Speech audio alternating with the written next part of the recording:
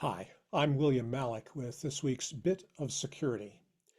There have recently been some high-profile attacks against people's like Twitter handles and so on using a technique called SIM swapping.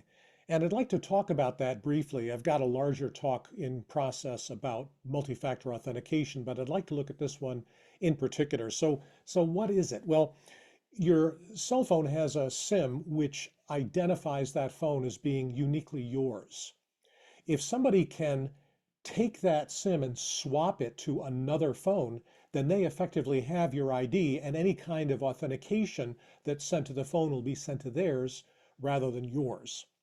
So how would you fall victim to such a thing? Well, there are two ways.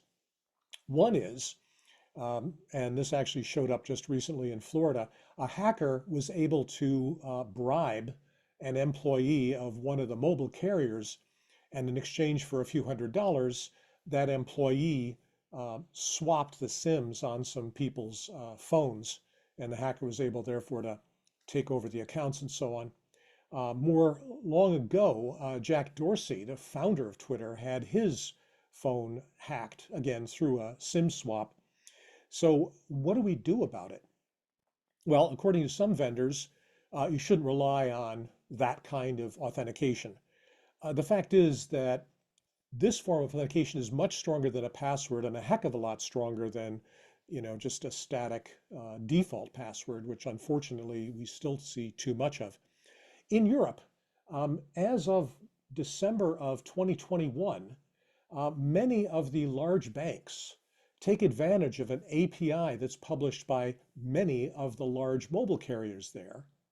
And if they get a request for authentication using a SIM, two-factor authentication, you want to move some money in a bank account or log on to Twitter or whatever, the bank will actually call the phone companies using the standard API and ask, has this account recently changed its SIM?